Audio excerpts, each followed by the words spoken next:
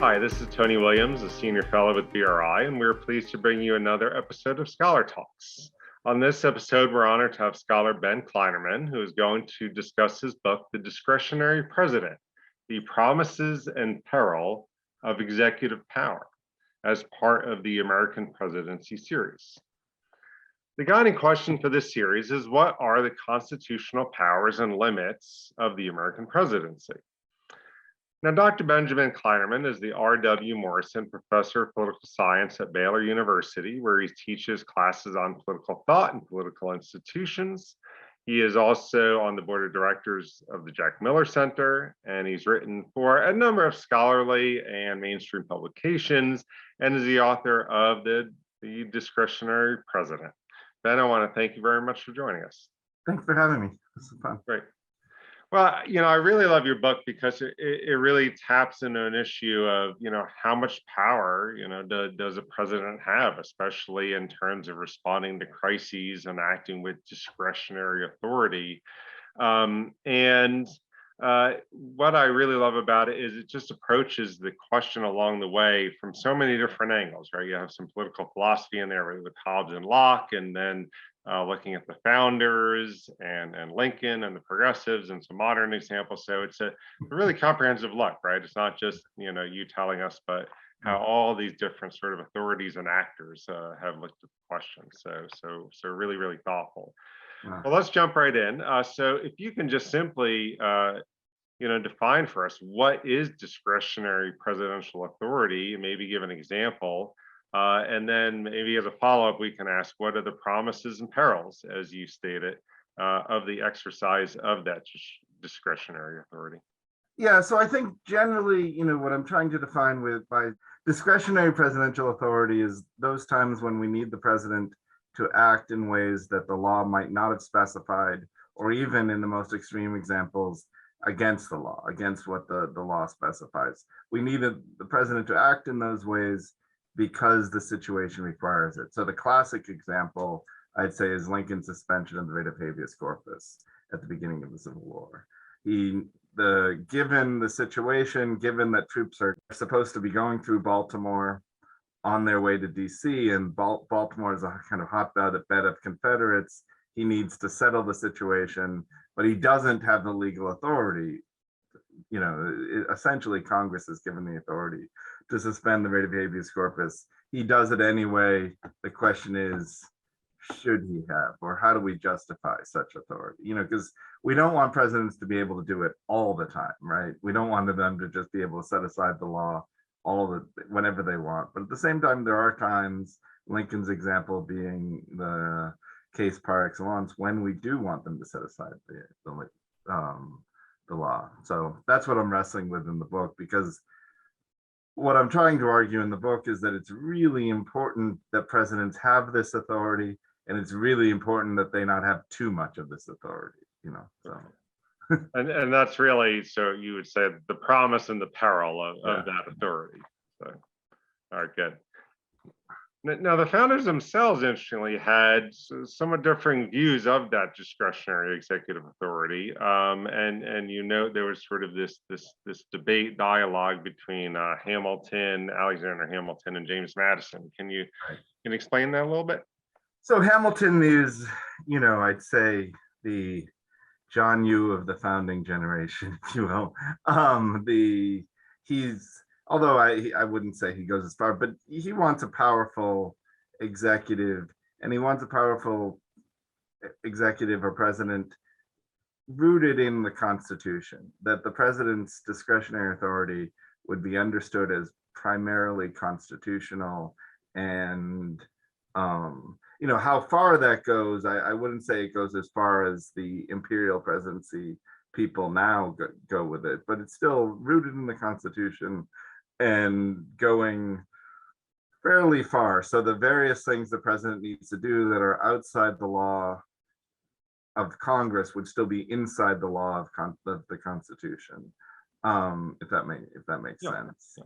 Madison, I'd say, is much more worried about presidential power, much more worried about presidents becoming too powerful. By the time of the Washington's proclamation of the Neutrality Act, he'd come to see that Madison had come to see that he hadn't fully appreciated at the founding that the president could be a danger. That even though the president is not a king, that the executive power is still something dangerous for our constitutional order. So whereas Hamilton embraces a powerful executive, Madison comes to worry about one. Okay. Right, and that's when they have this famous Helvidius Pacificus debate over foreign policy. Yeah. Right, which is actually an interesting debate because, as I like to point out, it's not about whether Washington can do it. It's not even about whether Washington had the authority to do it or whether he should have done it. It's about the foundation of Washington's authority. Hamilton argues it's implicit in the Constitution. Madison wants to argue it's not in a certain way. And so their disagreement is about the justification for Washington's action, which is fascinating, right? You can't imagine such a disagreement now. It's a constitutional disagreement in a way that we can't imagine now. Right. I was going to say they're having an actual debate over the Constitution and formulating policy, right? Yeah. So right. And they're not Supreme Court justices at this. They're people debating about the Constitution, which we don't do anymore. We just leave it to the Supreme Court, it seems. Right. And then you mentioned an example from Lincoln. President Abraham Lincoln controversially exercised discretionary presidential powers during the crisis of the American Civil War. And so my question to you is did he exercise those powers legitimately? And maybe can you give us a few examples of this? Yeah, I think he did.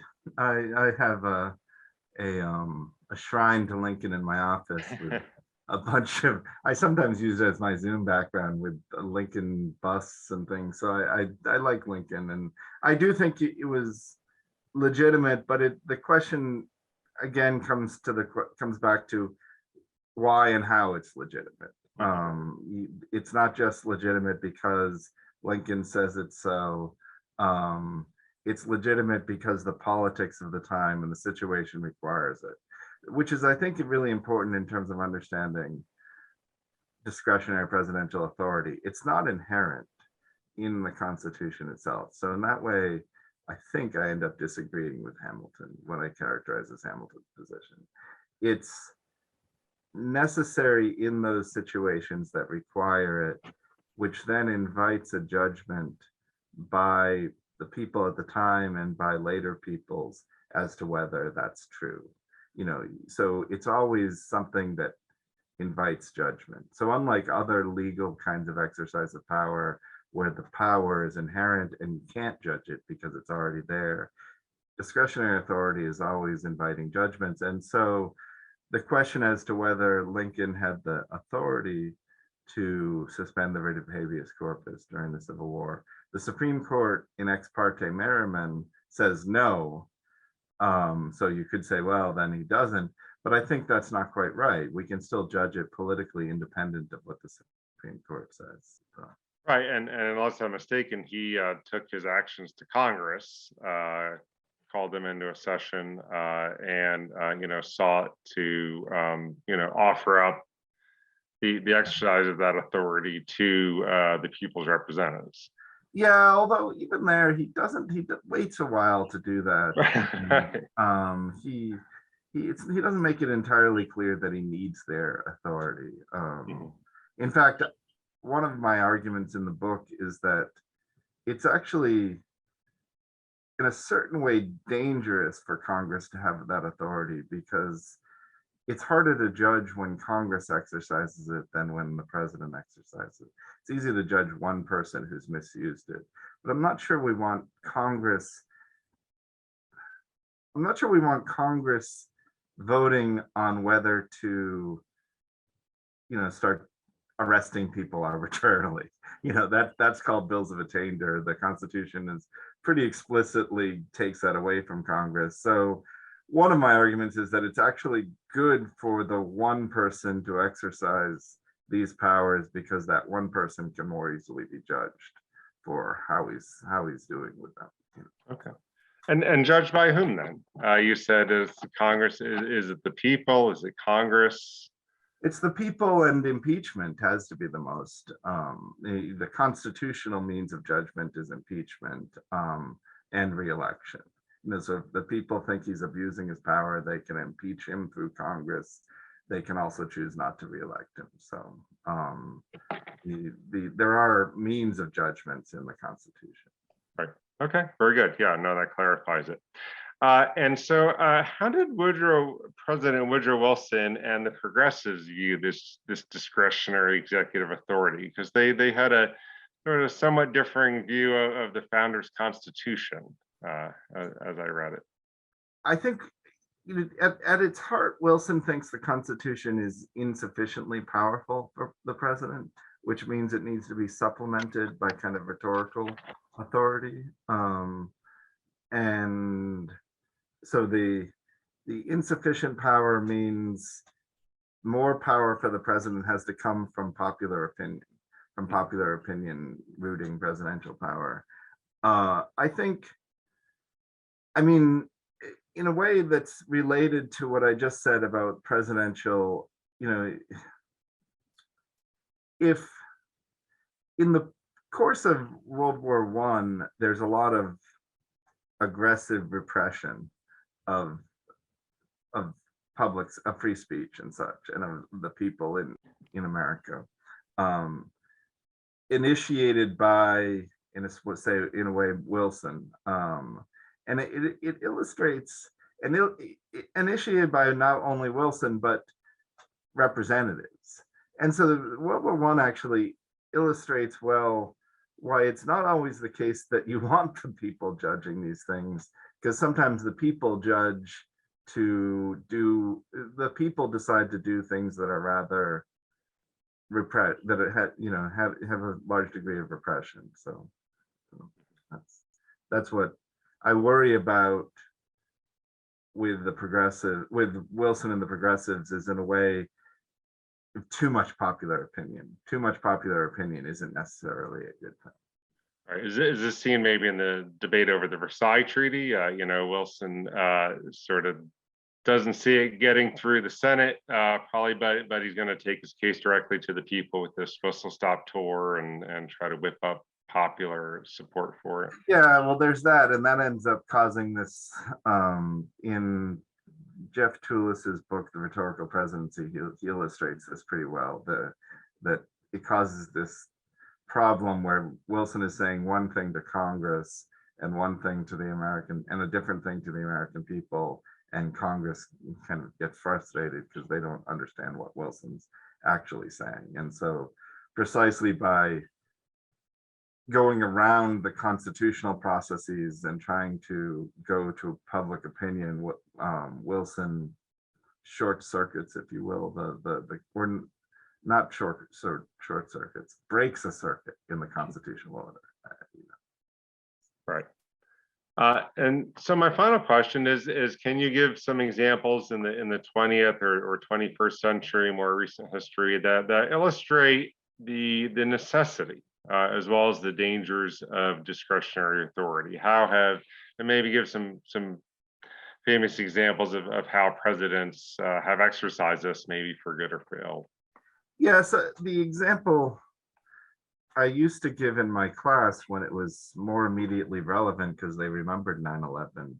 On the day of 9/11, when the planes had crashed into the World Trade Center and into the Pentagon, there's a worry that there are more planes in the air that will start crashing. And so Bush issues an order that all planes left in the air need to come down immediately. And along with that order, issues an order saying, if they won't come down, shoot them down. Now, obviously, he can't have the legal authority, right, to start shooting down planes. That's not something you'd want to give him in the laws. It'd be rather dangerous to put in the laws. Well, in this situation, when this happens, but it's a nice illustration of discretionary authority, because in that situation, it makes sense that the president have that authority. It wouldn't make sense to have that authority on September 10th. on 9/10, you don't say, oh, well, if the president wants to shoot down planes, he can, or write that into the laws. So that's, I think, a nice example of when and why you want presidents to act outside the statutes, outside the laws, which has the advantage. You don't want to make room for all contingencies in the laws, because those laws could be abused, but you still want presidents to be able to deal with contingencies. So, or as the founders use the word, exigencies.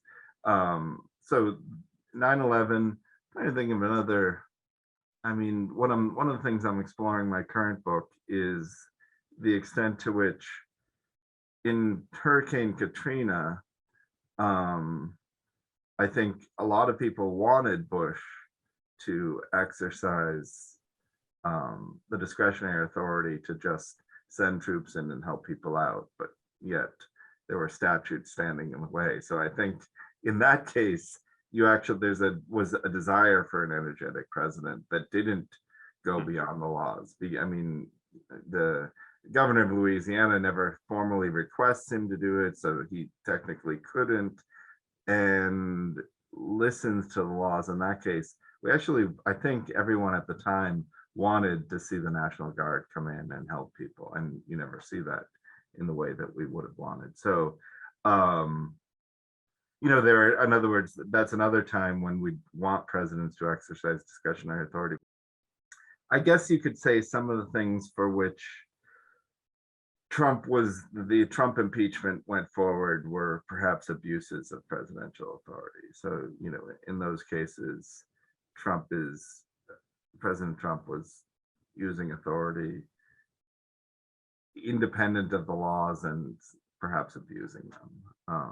I think one of the problems is that our discourse around this ends up being too legalistic and insufficiently political, if you will, or constitutional. We should be asking, did the president violate discretionary authority? Did the president do something that was simply unnecessary? Another example of the president perhaps violating discretionary authority in a bad way would be, again, Bush during the wars in Iraq and Afghanistan, when torturing detainees became a question. Does he or should he have the authority to exercise that kind of extreme power, or is that an exercise, something illegal, something unconstitutional? Right. The book is The Discretionary President, the Promise and Peril of Executive Power. Ben, I want to thank you for joining us. Thank you. And thank you all for joining us on this episode of Scholar Talks. Please check out our other interviews in the series on the American presidency, and from our extensive library of interviews on the topic, including our Cold War and the Presidency series, Steve Knott on the constitutional and populist presidency, and Sarah Burns on the presidency and war powers. Also check out the highly popular BRI curriculum, Presidents and the Constitution. Thank you for joining us.